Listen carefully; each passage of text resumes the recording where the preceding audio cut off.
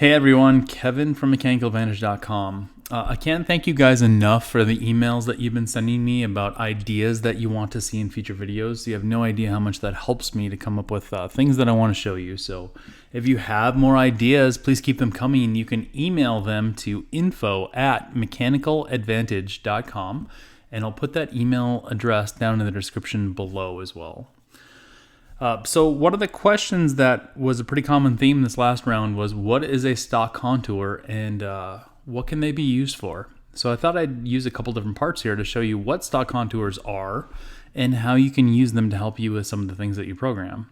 I also thought I'd throw a little bonus in here and show you how you can add a vise to a part that you want to machine so that you can get a good accurate setup. The part that I'm first going to work with is this little widget part that I have here. And what I did with this is just a CAM sample program. I exported a step and imported it back in.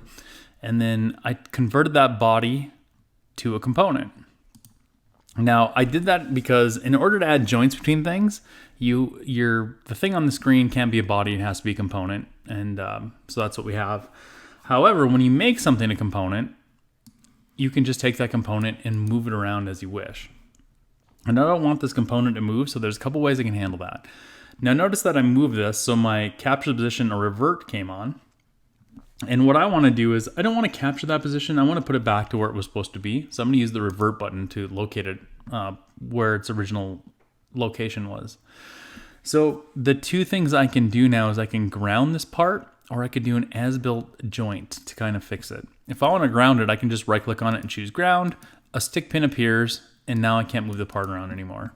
My new preference for doing this instead is to go to the assemble menu and choose to do an as-built joint between the component and the origin folder. And you'll see that Fusion adds a rigid joint between the origin planes and of the widget and the origin of the design, and sort of locks that thing in place. I'll go ahead and hit OK and save that. Now the reason I do that is when I insert this as a sub-assembly into a main assembly, it'll behave a little bit better and things won't come flying apart. So that's sort of my preference for doing that. Both ways are pretty easy, and so for me, the as-built joint method is becoming my preferred way of grounding this part. So I've got my part grounded, and now what I'm ready to do is I'm ready to insert my vise. You might think I'd take this part and insert it into a vise file, but what I want to do is go the other way around with it. So I'm going to come up to my project here, and I have a vise ready to go. I'm going to right click, and I'm going to insert this into a current design. And Fusion's going to put that in for me, and I kind of shared the same origin point, so I'm just going to move this one time. I'm just going to move it out of the way so I can see everything, and then hit OK. I don't need my data panel anymore, so I can close this up. So now I'm ready to assemble these two things with a joint. So I'm going to go ahead and from the assemble menu, choose joint, hit the J key, choose the joint command, this top level, however you want to do it. And I'm going to choose the very top surface of my piece of stock. And I'm going to find the midpoint of this top face. And Fusion's going to preview just the part that we're trying to move. So it just is showing us the stock part being moved, but once we hit the OK button, everything from the vise is going to move across. You can also see that my stock came across upside down, so that's no big deal. We'll just hit the flip button, and that flips it back over. And then I might want to do maybe a little bit more setup on this. I don't want the two top faces to be coplanar, so I'm going to say that I'd like an offset of 0.05 inches. So there's 50,007 inches stock that we can face off. And now I'll hit the OK button, and Fusion will move the vise into position, the rest of it, so everything is now linked together. Okay, so obviously our piece of stock is a little too large for the part that we're trying to machine, and you'll notice that this vise is linked to the original design, meaning it can't change. So I want to unlink that, and to do that I'm going to right click on it and I'm going to choose break link. And now that breaks the link to the parent, which is okay, it's exactly what I want. I don't want to change the original, I want to just change this one in this design. I've got this part set up with user parameters. And what user parameters allow me to do is just change the size of the stock and the parallels to get this suitable for what we want to machine here. So to change the size of the stock, I'm going to go to the modify menu and choose change parameters. And here you can see here's those parameters for this. I've got parallel height, width, and thickness, and a stock width, a stock depth, and a stock thickness. So these correspond to the same X, Y, and Z. Notice I would use notes in here to make it pretty easy. And you can even shift this left and right in the vise if you want to. So pretty intelligent vise here. So I need to change the size of my stock a little bit. I think I'm going to go with about 4.625 in the X. I'm going to change my Y. Let's see if we can move this around here and see if this thing will update in real time as we're doing this. I'm going to go find my Y value here. And I'm going to change this to be 1.75. And then we'll find our Z, and let's change that to be 0.875 and see if that's enough. So I won't shift it left or right. And if we look in our vise, it looks like everything's sort of okay, but the top of our vise jaw and the bottom of our model are about at the same height. So what I could maybe do is come and try to move that up a little bit. I don't know if I can get away with 1.75, but let's try it. We can always fix it. So 1.75 is a little on the high side. Let's choose instead to do 1.625 and see what that looks like for us. So there we go. That seems pretty good right there. Our parts above the top of the jaws, we can still go a little bit past the bottom of the part with the tool pass. We can see that we're being held in there pretty nicely. So you can see it's pretty easy. Now I've got the parallels where you can change a lot of things about these as well. So I could change the parallel width to 4 inches or 8 inches or however you want to do it. You can see it's pretty easy. And you can even change the parallel thickness.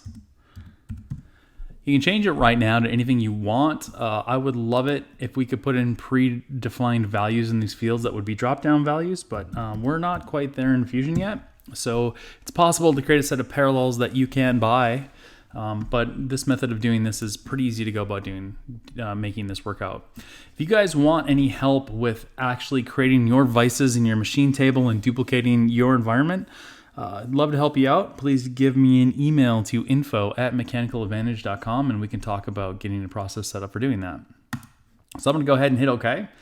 And that's going to be my setup for this. Now, I don't really want to see the joints anymore. I don't really need to see those. And I could even turn off the stock component of this if I wanted to. So I just see my part floating in the vise. Let's switch over into the manufacturer space and let's create a setup now.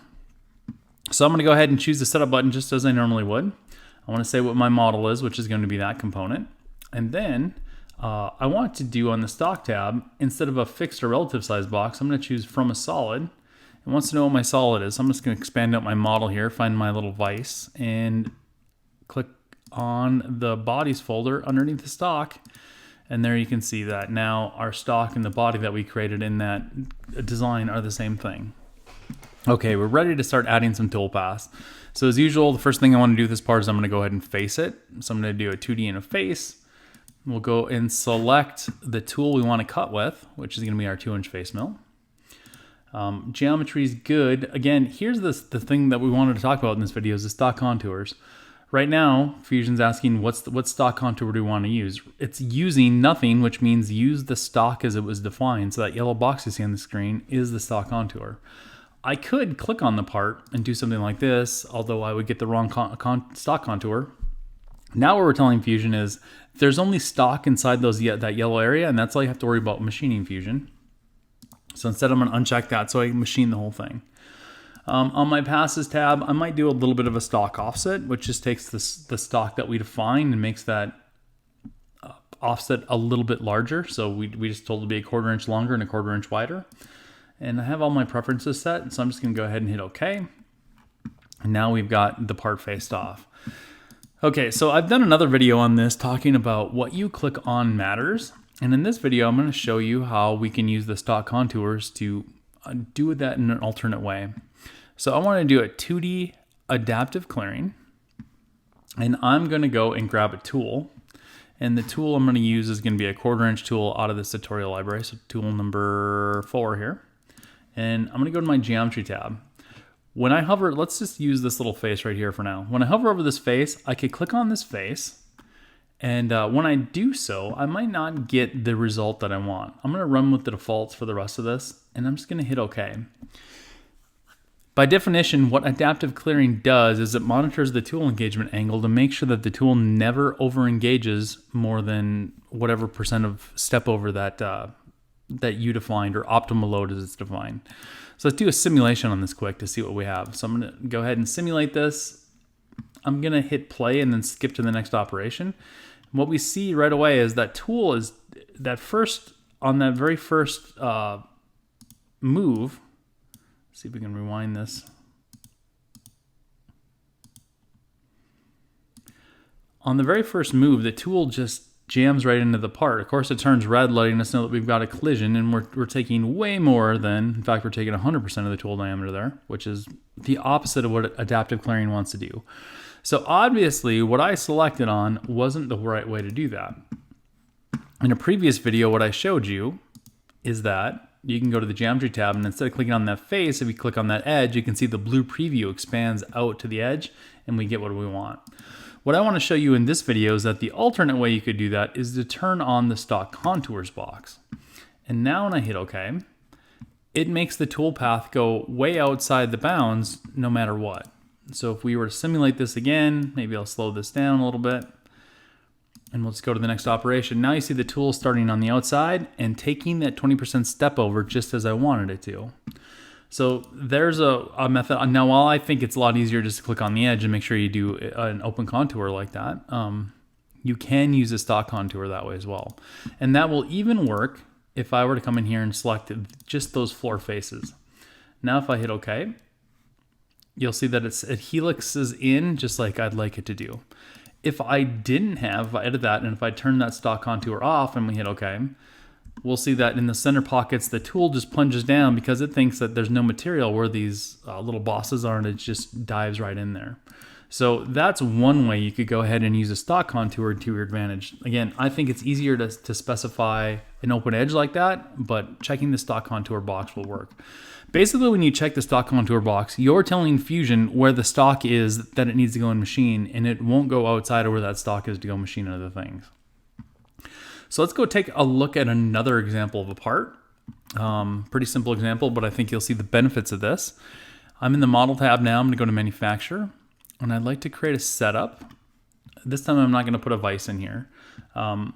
It's got everything okay. Let's go to the stock mode, and let's choose a fixed size box. And now I can enter the size of my part that I want to have. So let's choose 5.25 by, let's go with 3.25.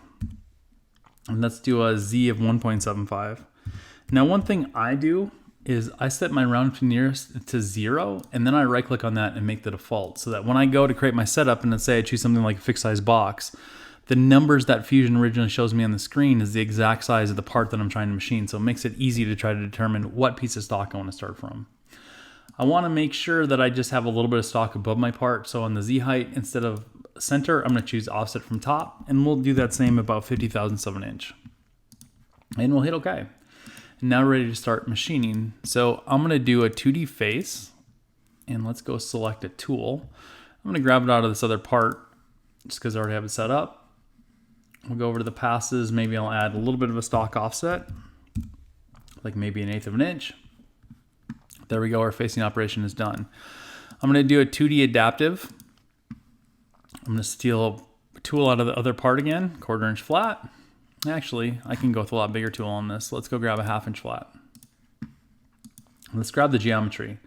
I'm going to choose that edge right there is what I want to machine. And again, you can see that Fusion extends that out. Now, I could have just selected that face and then turned on stock contours and got the same result. However, I'm just going to grab the edge right there, and it's going to expand it out where I want it to go. On the heights, let's go from the model top to the selected contours. My passes, I'm calculating this at 20% of the tool diameter, which I set as a formula and made that the default. And when I do my adaptives, I always like to leave a little wall stock and a little floor stock. We're going to leave 10 thousandths on the walls and 10 thousandths on the floor to clean up. Might change my stay down level. If you guys want to see this in a video, let me know, and maybe that would be a great topic for a future one as well. And then no reason to cut air at the same rate as we cut metal. Let's change it to be like 400.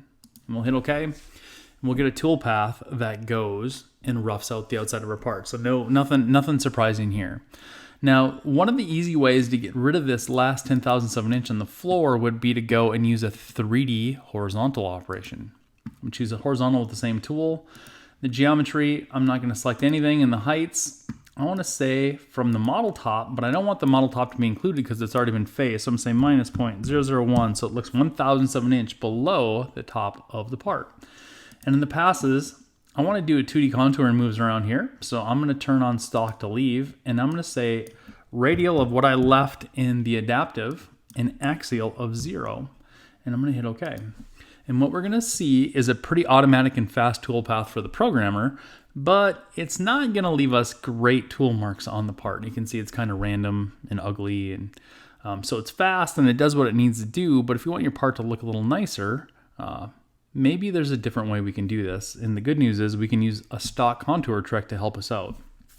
So what I'd like to do is I'd like to clean this floor off with a 2D contour operation. So I'm going to go to the 2D contour operation. We're going to use the same tool, and I'm going to go and select my geometry. So the geometry I'm going to do is the chain of geometry at the bottom of that shape right there. My heights are okay for what I want on the passes tab. Now here's the part that I want to go and set.